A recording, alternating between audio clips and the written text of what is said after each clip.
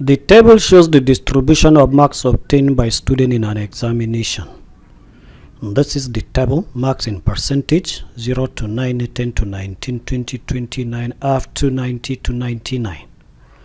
These are the respective frequency for each class interval. 0 to 9 is 7 students, 10 to 19 is 11 students, and so on. So the question asked here is number A, construct a cumulative frequency table for the distribution.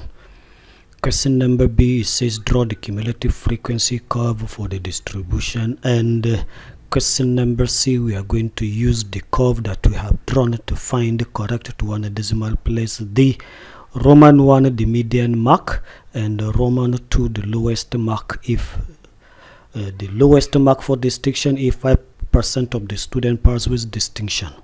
So let me attempt to answer this question now. Solution to this. So let me have a fresh page so that I will begin to answer question number A, that we asked to construct cumulative frequency distribution.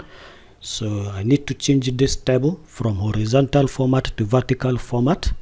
So this is the table, change to vertical format. These are the marks in percentage, 0 to 9 with the frequency 7, 10 to 19 with the frequency 11, 20, 29 with the frequency 17, and so on. This is exactly the table I have before, but I only change it to vertical format so that I can fill this column. And this column is for the cumulative frequency, which I'm asked in question number A. And the cumulative frequency now is what I'm going to fill here so that I answer question number A. For the very first class interval, the frequency is the same as the cumulative frequency. So cumulative frequency over here is going to be 7 for the very first class interval. So I have 7 here. But the next cumulative frequency, for meaning for the next class interval, I'm going to add this frequency. That is this cumulative frequency with this frequency of the present class interval. So 7 plus 11 will give answer 18. So it's going to be 18 here. So I have 18. The next one is going to be 18 plus 17. That will be the cumulative frequency for the third class interval. So I'm going to have 35. 18 plus 17 is 35. And next cumulative frequency is going to be 35 plus 20. So I'm going to have 55. And next is going to be 55 plus 29. So that is going to be 84. And next is going to be 84 plus 34. That is going to be 118. Next 118 plus 30. This is going to be 148. 148 added to 25. That will be 173. So 173 plus 21. That is going to be 194, and 194 added to 6 is going to give us 200. So with this I have answered question number A, and this is the cumulative frequency distribution table. So next is our attempt to answer question B. Question B, we asked to draw the cumulative frequency curve, popularly known as Ogive, for this distribution. So to do that, we have to have a class boundary, or the higher boundary to each class interval, because we are using it in the horizontal axis. So let's have that boundary. The higher boundary always is add 0.5 to the higher boundary of that class interval. So 9 add 0.5 to it, give answer 9.5. So the next the higher boundary for this class interval is 19. So I'll add 0.5, so it's going to be 19.5. Next, the higher boundary is 29, so I'm going to add 0.5.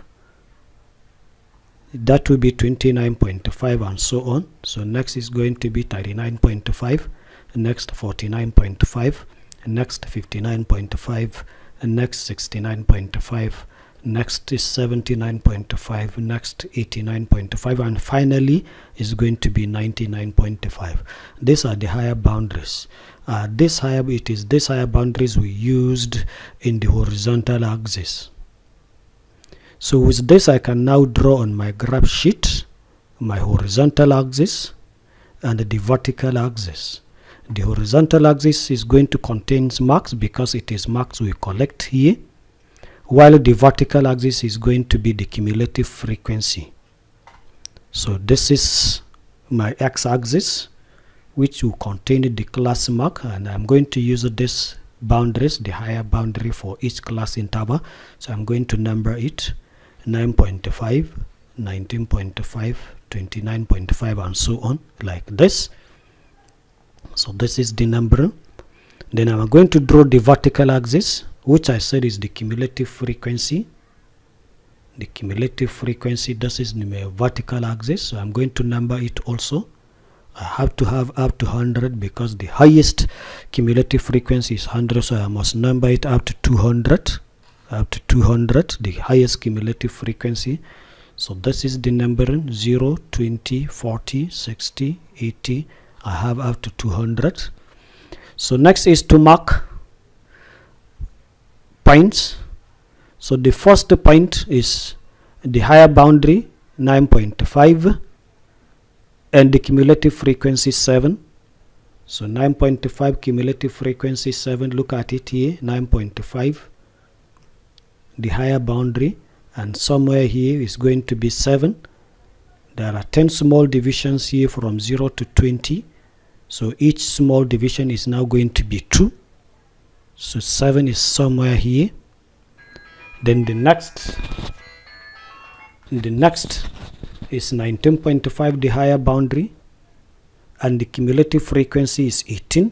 So I'm going to have somewhere like this. This is the mark 19.5, the higher boundary, 18 just before 20. One small division before 20 is going to be 18. So next is 29.5, the higher boundary, while the cumulative frequency 35. So that is the one I'll plot now. So I'm going to mark this. This is 29.5, the higher boundary, and if I move somewhere, he is going to be 35, just 2.5 small divisions before 40. This will be 35. So next is 39.5. Next is 39.5, the higher boundary, and the cumulative frequency 55. So I'm going to have 55. This is 60 before 60. This is 50 exactly. Then somewhere halfway here is going to be 55. So this is my mark. Next mark is 49.5 and the cumulative frequency 84. So 49.5, 84, this is 80. So just 2 small divisions on top of 80. This is going to be 84. So next is 59.5 and cumulative frequency 118. So I'm going to have 59.5, 118, just one small division before 120. So I'll continue 69.5 and the cumulative frequency 148. So this is 69.5 and the here is 150. Just one small division before 150 is going to be the mark there.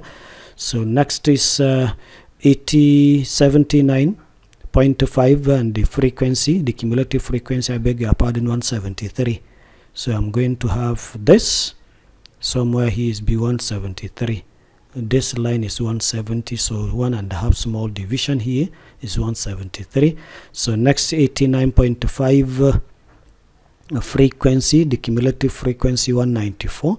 194 is going to be somewhere here. This line is 190, so 2 small division there is 194. So last is 99.5 and the cumulative frequency 200. So I'm going to have a marker somewhere here exactly. So this is my plotting. So I'm now going to use any means so that I'll join the curve. Is going to be a very smooth curve. So I can use broomstick or freehand, or I can use French curve so that I will get my curve like this. It's going to be smooth. The smoother is your curve, the more accurate your answers will be. So with this, I have answered question number B. So I'm going to next page also so that I will answer this question number C from the graph. So question number C says, using the curve, I have the curve right now. I am to find the correct one decimal place, Roman 1, the median mark. So let me start with the median mark. So the median mark is always the mark at 50th percentile position. The percentage position, this is 200. The middle would be 100. So the mark at 100, if I locate 100 in the cumulative frequency, because it's half of 200, is the 50th percentile. So I'm going to draw a line. It touches the curve. I'll go down where whatever estimate I have here is going to be the median.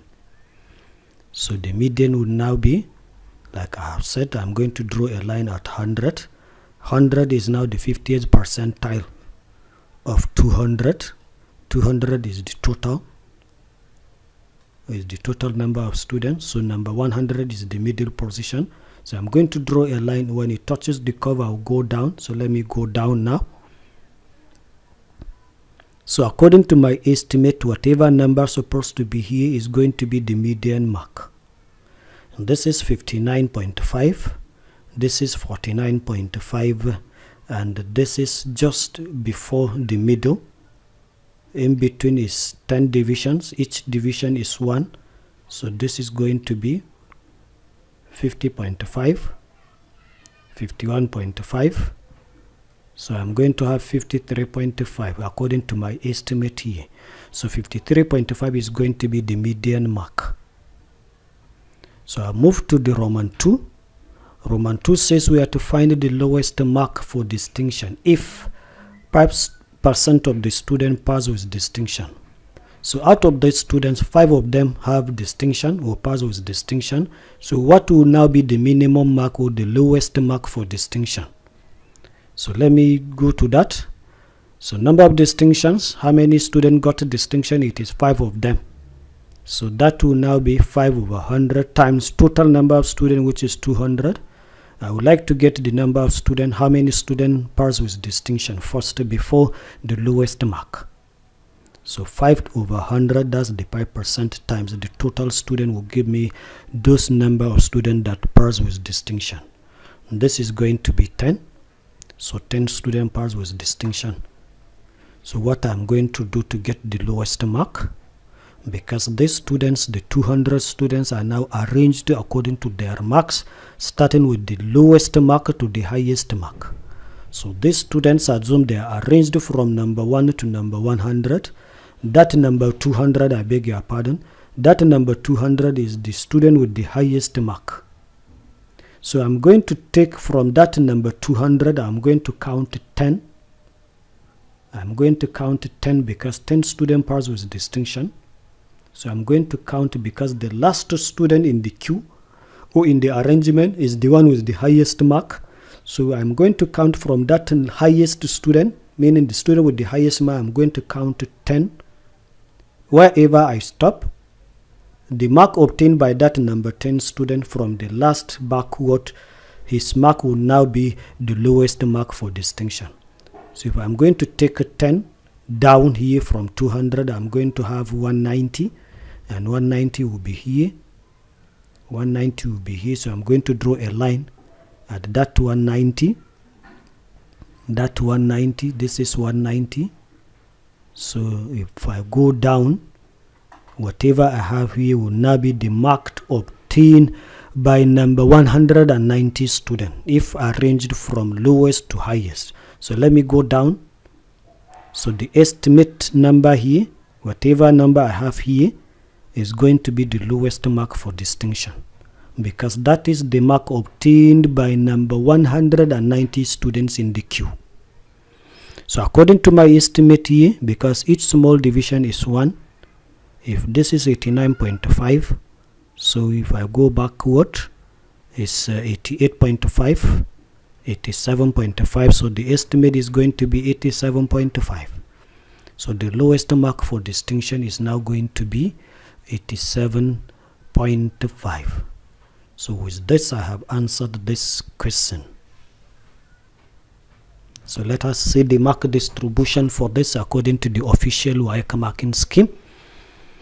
So let me go back to the very first page.